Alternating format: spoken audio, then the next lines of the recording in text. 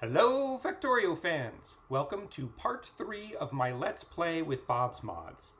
In this video we will cover nuclear power, electronic logic or blue boards, and purple and pink tech. Let's dive in. While we were apart, I did a few housekeeping items to my base. First, I laid down a grid of these substations to power everything and got rid of those apocryphal power poles everywhere. Oh, my OCD feels better already. Secondly, I converted my smelting to electric power. This is a pretty straightforward process that I didn't want to bore you with, but much more efficient and less pollution generating. Third, as you've noticed, I paved my base with concrete. This is mostly for aesthetics, but it does help us move around faster. I have also put in place my robot network. In Bob's Mods, there are 5 levels of RoboPort, each with a larger radius. There are also 5 levels of robots, each able to carry more. I find that RoboPort 2s work just fine for my base size in covering most of the width. Robots work exactly the same in Bob's Mods as they do in generic Factorio, but Bob has added these handy dandy extenders. So if your RoboPort doesn't quite cover where you need it to go, these can fix the problem without having to put a new RoboPort in place. And lastly, I got my cracking chemical plants up and running. I have one that will crack heavy oil into light oil, and 2 that crack light into petroleum gas. I used these great overflow valves from the fluid control mod to help me in this. If you want more detail, you can refer back to part 2. Okay, it's time to go nuclear. In generic Factorio, nuclear power is optional.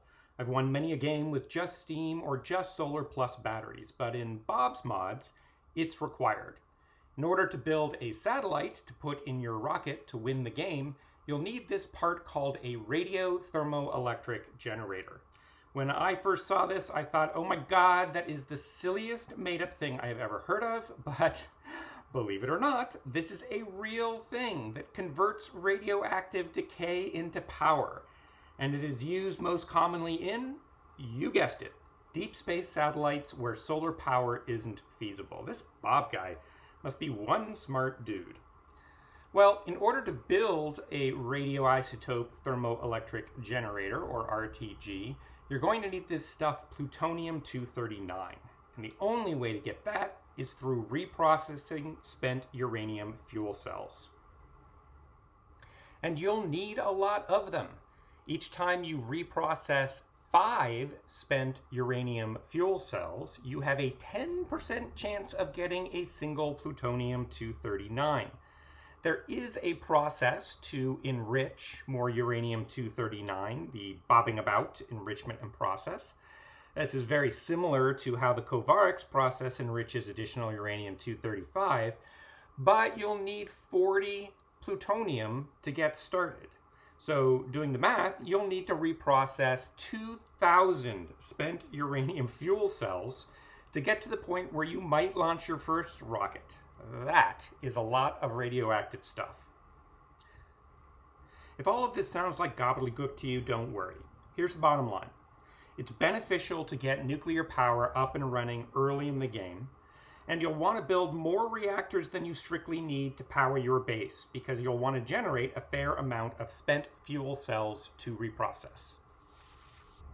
Okay, I've created a pad of concrete here for my nuclear power plant. It's nice and conveniently near uranium. Now, in order to process raw uranium, we'll need sulfuric acid, which I'm going to produce all the way up here to the left of my smelting, as it's near all of the ingredients. We'll need hydrogen peroxide, and then we can produce sulfuric acid. The ingredients are right here for my hydrogen peroxide, and we'll feed it to the sulfuric acid. My sulfur dioxide is right over here.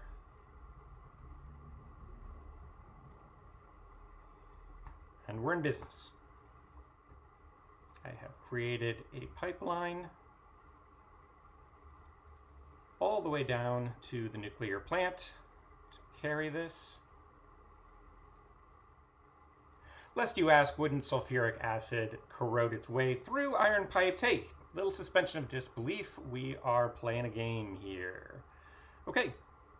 Regular electric mining drills become super duper uranium scoopers when placed over uranium.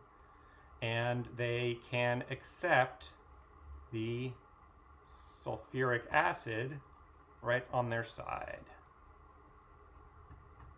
So I'm going to set up 6, which is probably more than I'm going to need, but it'll get us going.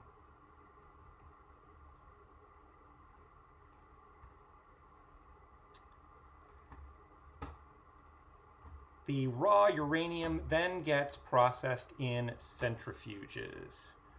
And I don't know, I'll put down 3 for now. As we get enrichment up and running, we'll need fewer of these, but this will get us going.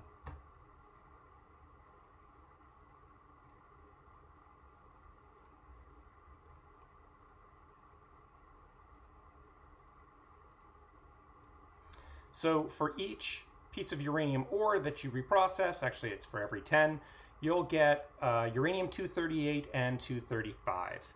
Catch is we produce 99.3% uranium-238, which is not useful. Uranium-235 is what we want. It is the only naturally fissile material. So we'll want to discover the Kovarex enrichment process as soon as possible to get a second centrifuge up and running, which can create uranium-235 on its own. That's pretty handy. That's what the Iranian engineer said. But we'll need purple tech to get that, and we don't have that yet, so for now we're going to make do with these guys.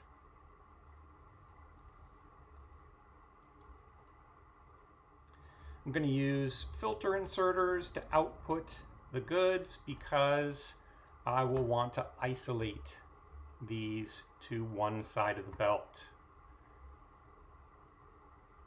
We'll keep the 238 on the far side and the good stuff close in.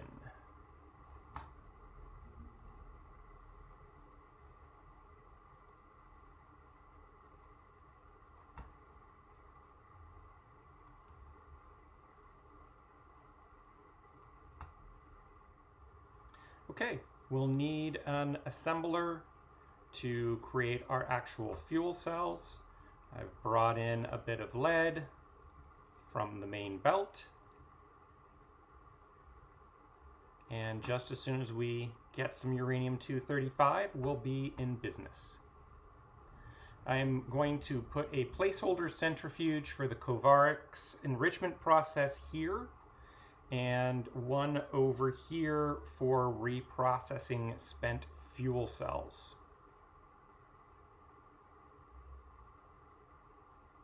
And last but not least, that'll be a placeholder for the bobbing about enrichment process. So for nuclear fuel rod reprocessing, we'll bring the stuff back down, and we want to separate out the uranium-238 that's going to come out, the lead plate, and the good stuff, the 239. So I'm going to use a series of filter inserters here.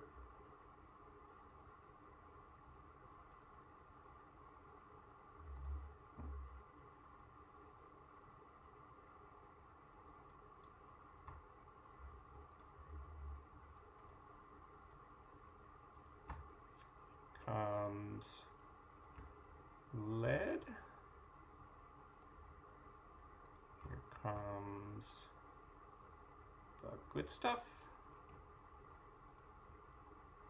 Oops, and here comes the less good stuff.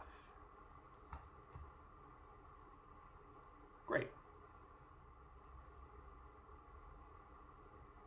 I'm also going to reconfigure this belt so that the reprocessing gets priority. As long as my inserter is before where this is coming off the main belt, it will feed the belt first. And that's useful so that this doesn't pile up lead and suddenly stop reprocessing on us. Before I start putting down the reactors, we'll need a couple of things to eventually generate power: Invar and brass. Invar is an alloy of nickel and iron. Over here, we're making silicon. I'm going to leave this lane for eventual tungsten processing. And then let's make nickel here. Nickel is made in an electrolyzer.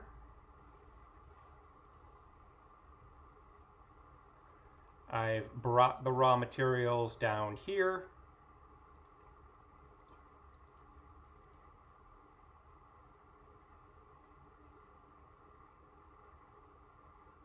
It also needs oxygen, so I brought that up from my horizontal transport, and it outputs sulfur dioxide. I'm going to bring the nickel all the way up here. Again, I want to leave a little extra space here for some tungsten components. And I have brought iron over, so we can use a metal mixing furnace to make our Invar. Oops.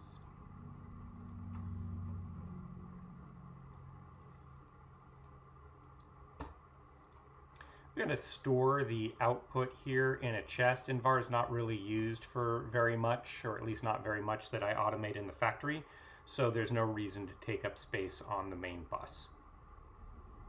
Brass is an alloy of copper and zinc. I have brought copper and zinc down here next door, so I am going to make brass here at the bottom.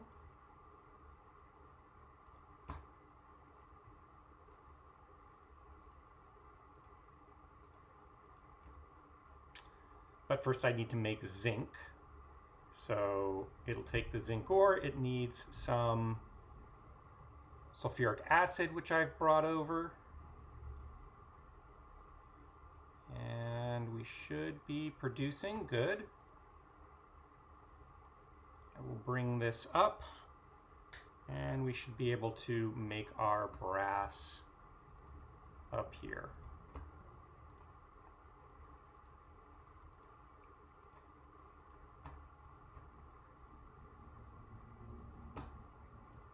Keep forgetting to output. Okay, we're starting to accumulate Invar, and in a moment we will start to accumulate brass. Both brass and zinc are useful on the main bus, so I will go ahead and curve this belt back down to connect to the main bus.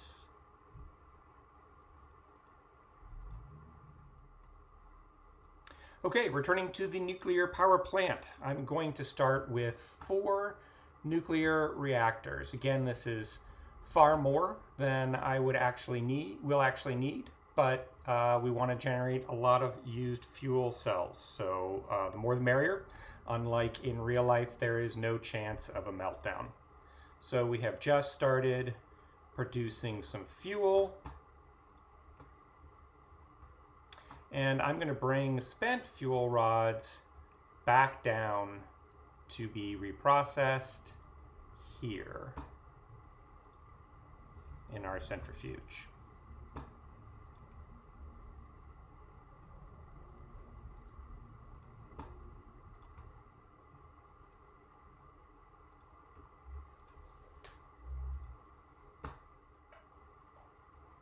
Nuclear power generates heat, not steam, so we use these heat pipes to transfer that. We want to make sure they're all connected. And by the way, there is a bonus for putting these plants next to each other. In this case, I've got 2 neighbors, so I get an extra 100% here. And then we produce steam using heat exchangers.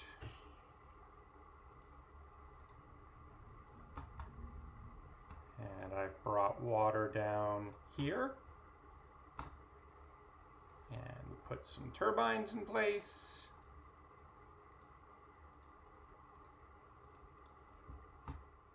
You can see these are heating up as we get heat from the nuclear reactor. Eventually it'll be a lot faster with these other guys going on as soon as we get some fuel in them. And when they reach the final temperature, they will begin to output steam to the turbines. And we're in business. Goodbye coal and wood chip power. Our next task is Purple Tech, also known as Production Science Packs. These are fairly straightforward and need electronic furnaces, chemical plants, and assembling machine 2s to produce. Let's do the assembling machines first. I'm going to go ahead and start with iron gears. This is also a convenient place to produce pipes, which we will need momentarily.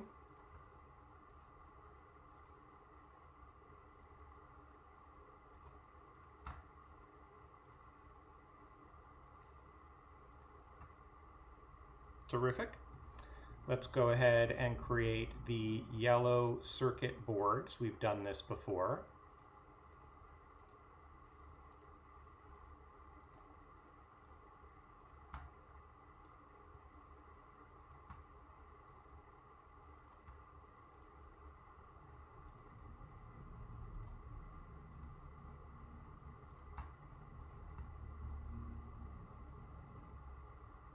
We've got steel coming in right over here.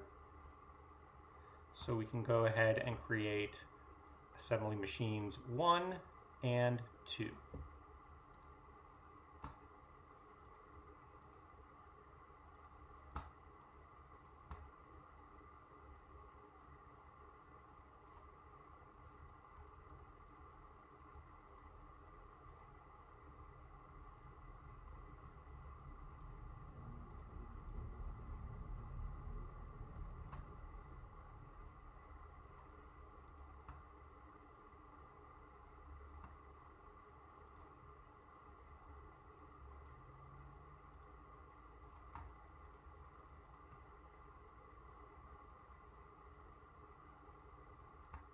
Excellent. Next, we will need electric furnaces and chemical plants. I suggest you do electric furnaces first, as you can kind of sneak in some red cards and stone bricks over here. And we'll do chemical plants here.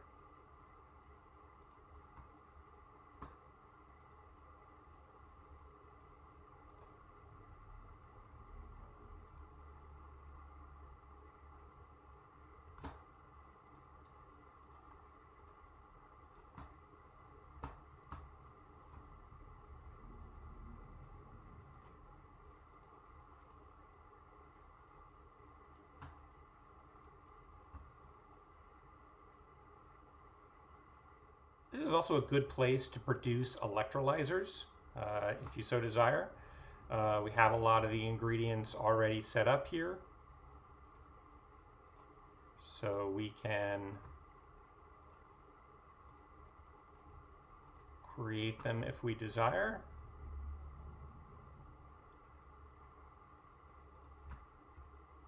And we'll need stone pipes for those.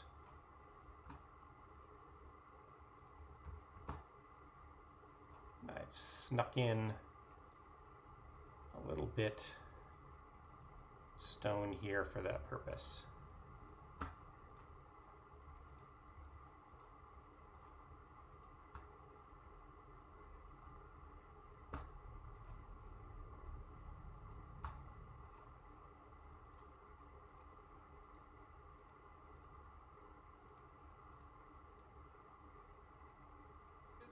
I'm going to put down 2 assemblers to make Purple Tech.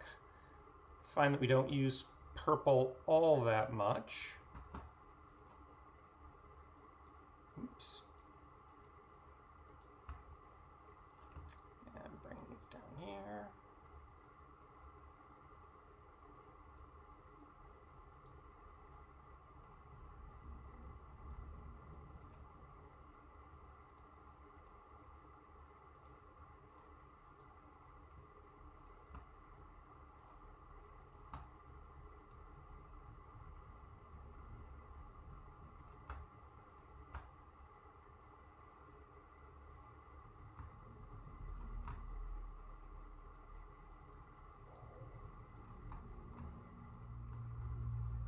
Excellent.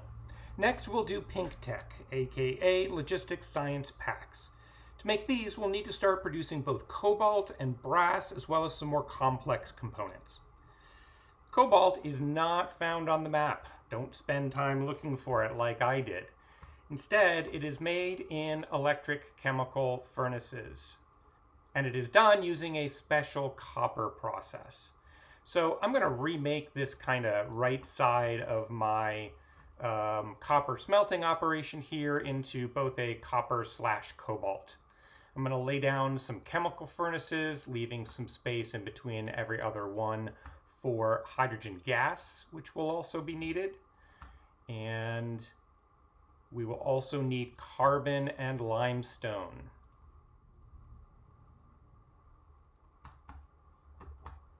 Carbon and limestone I will bring down here. Carbon we know how to make.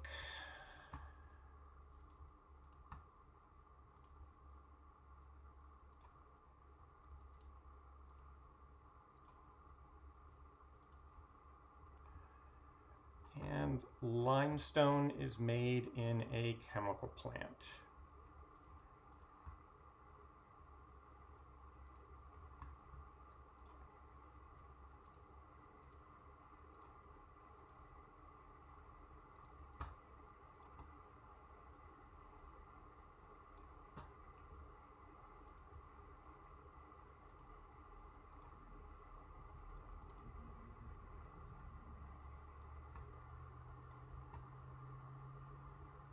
Okay, let's bring some hydrogen gas in.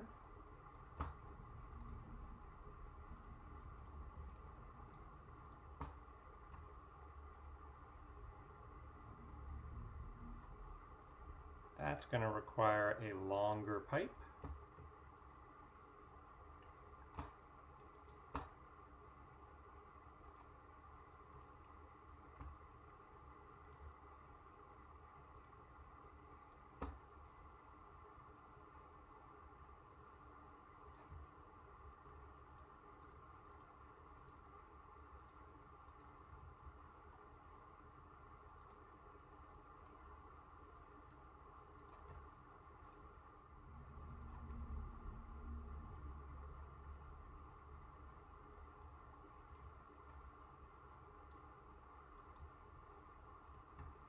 Excellent. We'll want to use filter inserters here to be careful about what goes where.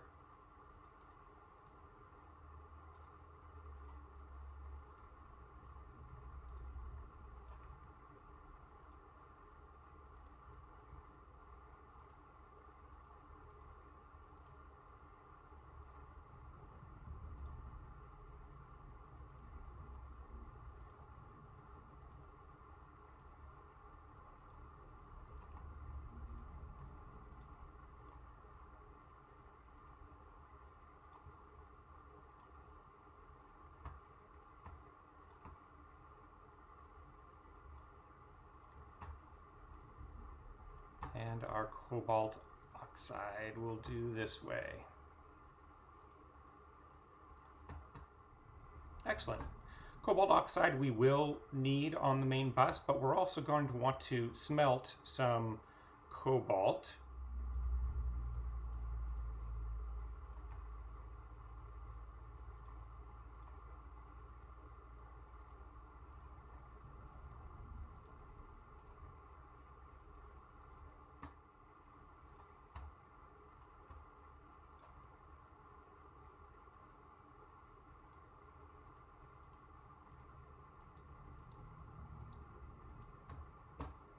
We will also need sulfuric acid for this. So we bring that up here. And then we can use electric metal mixing furnaces to actually create the cobalt steel plate. This will require iron as well,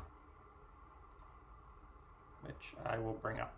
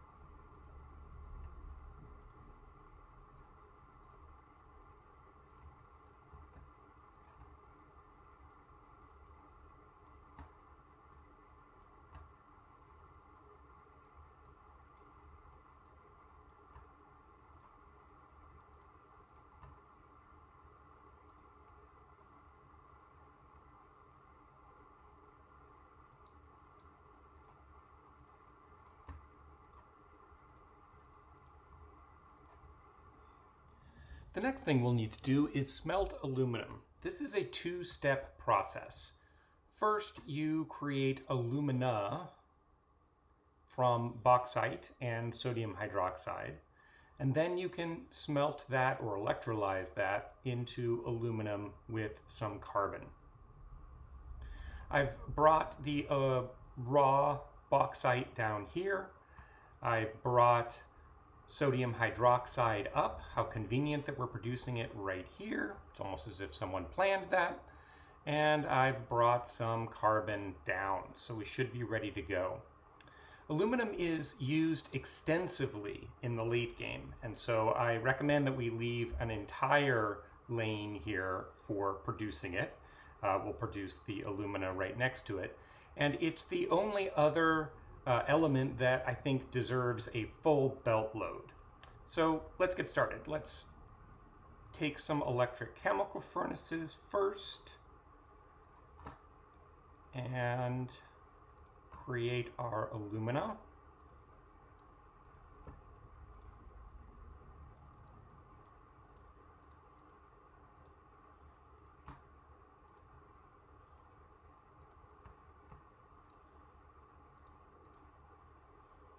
That will output onto this belt and combine with the carbon.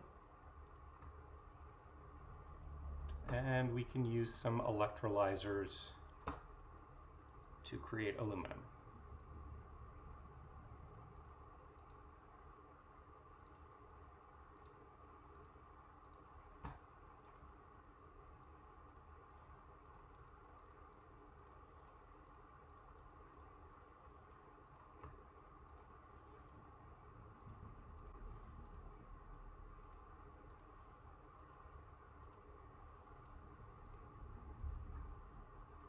These will run down and join the main belt here.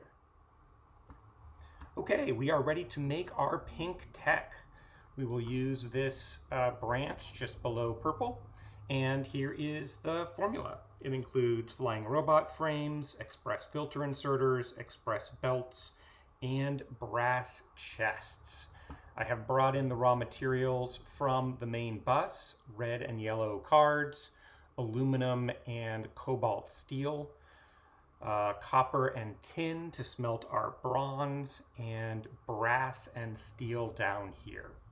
Let's start with the flying robot frame, and we kind of have this little blank area right here where we have most of our ingredients to make flying robot frames. So I'm gonna take advantage of it and produce these guys right here. So we will do engines, electric engines, and robot frames. I will have to bring in batteries, but that's okay. We can do that.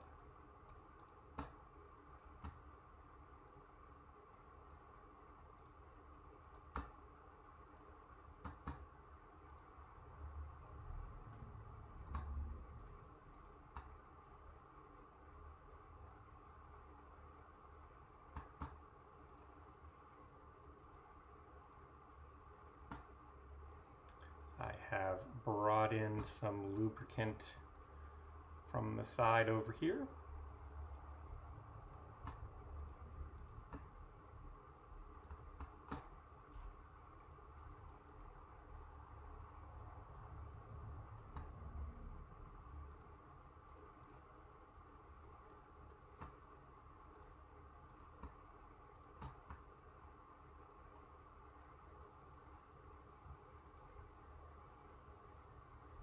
Again, I'll eventually use logistic robots, but for now we'll just get it started.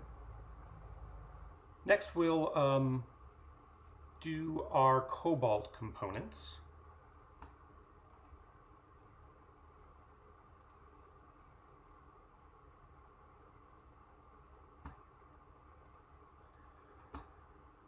Cobalt bearings will feed into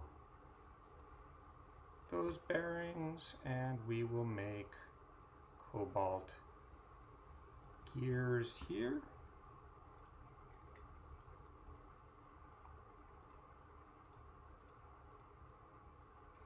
Those produce a lot very quickly, so we'll want a lot to feed into here.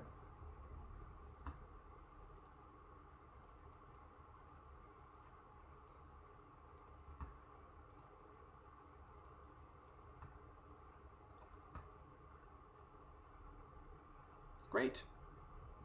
Let's smelt our bronze down below here.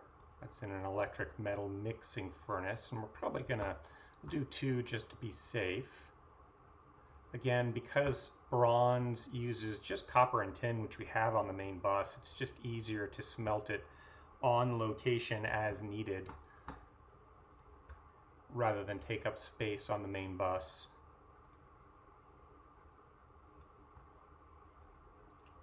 Oops, I did that wrong.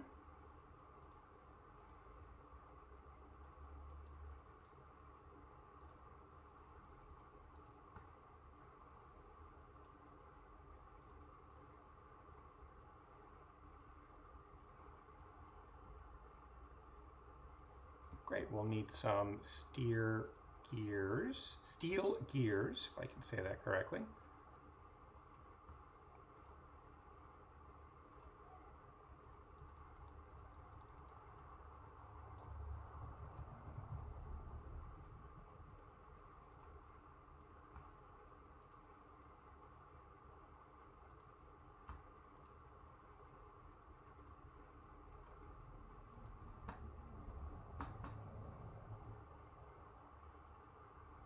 And lastly, our brass chests.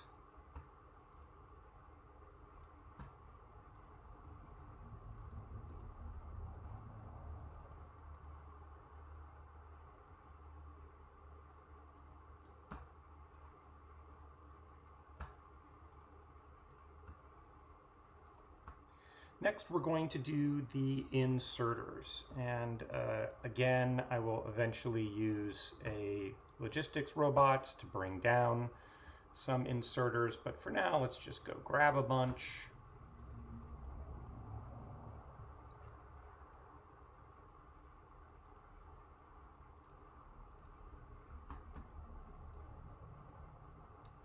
These will make filter inserters, which I will keep a little stash of, fast filter inserters, and express filter inserters.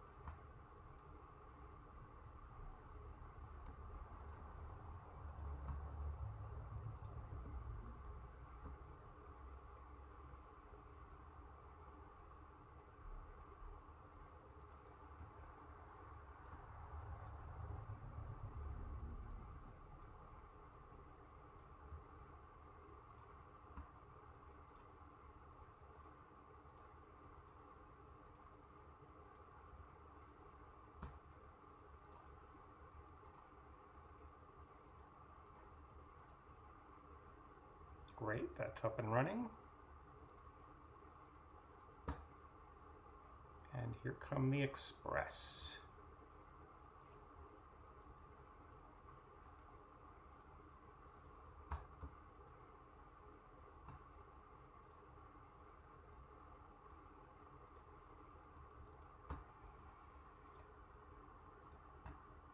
Okay, we are cranking there.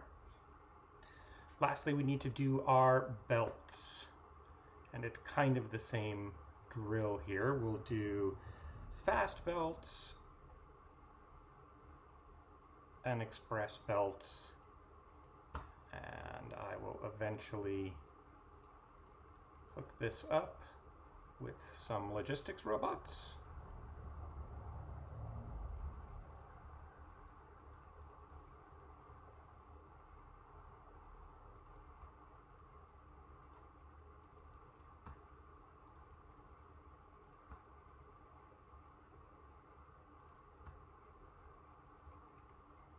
And we're going to have to get a little creative here with our belts.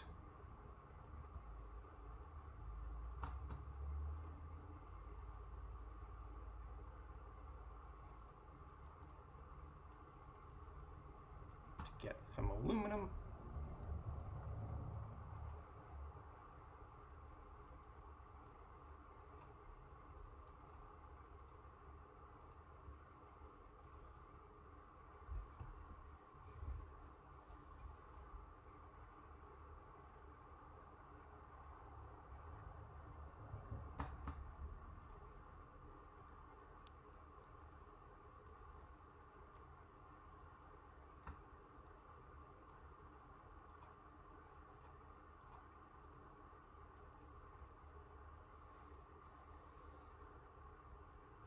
Okay, and that is all of our ingredients.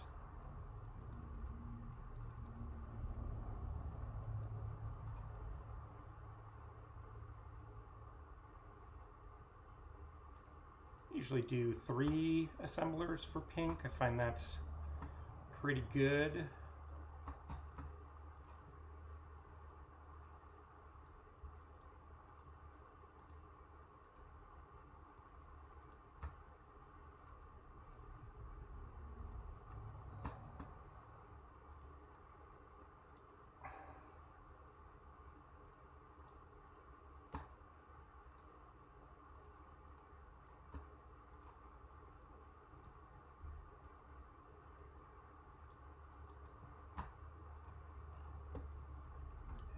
We're doing great. I'm gonna have to speed these guys up a fair amount in order for them to produce enough. So for now, I'll just speed them up by 1. I'll probably need blue assemblers there eventually. Okay, skipping forward a bit, I have researched the Kovarex enrichment process, and I've got this centrifuge ready to go. It just basically, as soon as it accumulates 40 uranium-235, it will start enriching it to create 1 more each time. I've reversed the direction of this belt because I want to give this first dibs on what comes in. And I'm going to output the good stuff, the 235, both into this chest and over here. So it'll be about 50-50 distribution. But the idea is that once this chest starts to accumulate up to 40, it can just play on a loop until it gets nice and full, and then it'll just start feeding this fuel assembler. So it takes a little bit of time to get going, but once it does, you have basically unlimited uranium-235, and you can start to disassemble some of the raw material production down here. You still need a little, but not too much. Okay, it's time for our final task in this video, electronic logic or blue boards. We'll use this branch just underneath our red board production for this, and we start in a familiar way, making tinned copper wire, carbon, basic electronic components, and transistors. This is basically a mirror image of what's above, so I won't bore you. I've just gone ahead and built it. We will also, however, need a more advanced component called integrated electronics. Integrated electronics requires sulfuric acid, so we'll have to make this in an assembling machine. And I'm going to go ahead and put these here for that. We have most of the ingredients that we need right here.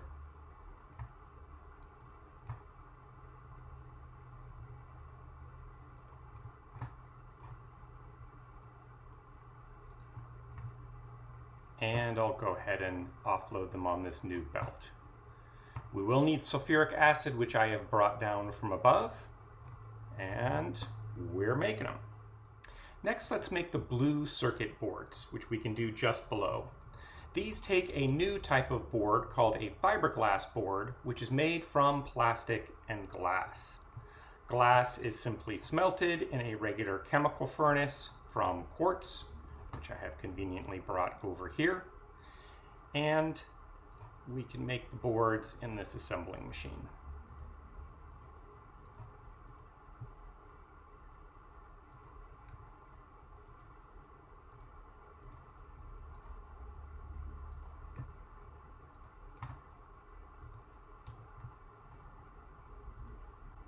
Excellent.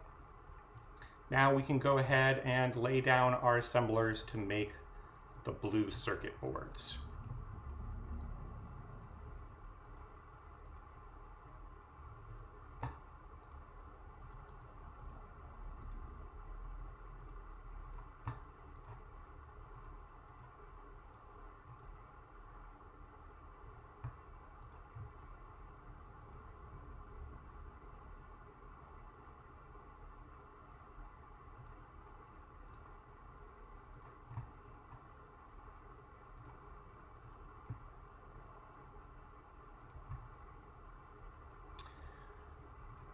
We will need, of course, ferric chloride solution, which I have over here, but first I'm going to let my robots take over a little of this work.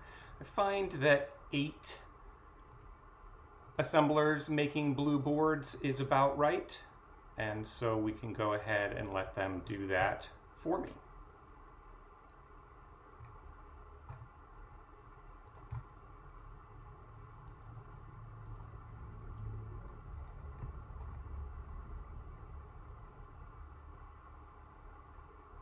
Good, and we're up and running.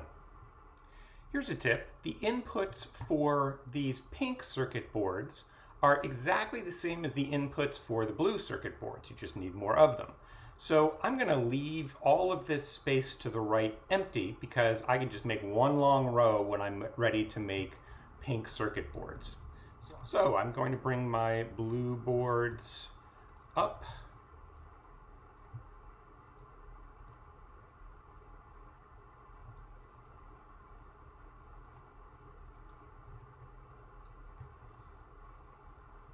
And we're going to need some solder as the final input, but I've got plenty of solder over here, so I think I'm just going to siphon some off.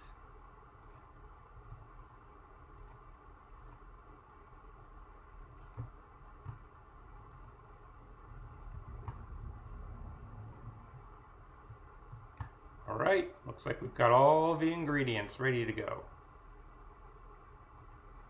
Except I have brought these up too far.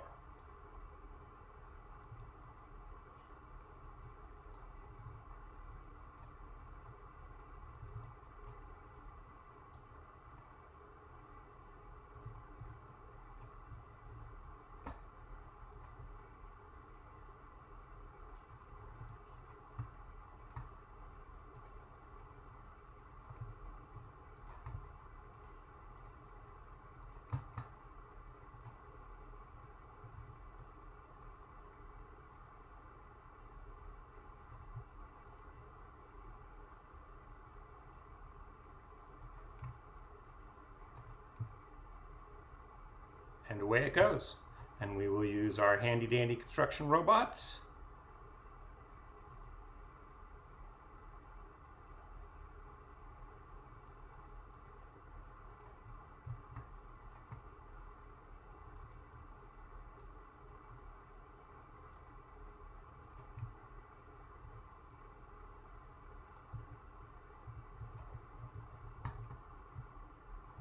And I can bring these finished blue boards back to my main bus this way.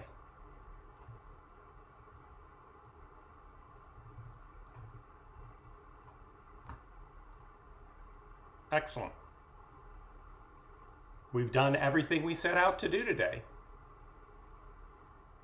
Our next episode is going to be devoted to modules, those wonderful things we can put in machines to make them more efficient, faster, or less polluting. These are super powerful in Bob's Mods. Part 5 will close out the series, where we will cover our final tech type, green, our final board type, pink, and all of the rocket components. Got any suggestions for other things you'd like to see? Leave them in the comments, please. I do read every one, and I love the feedback. Thank you so much for joining.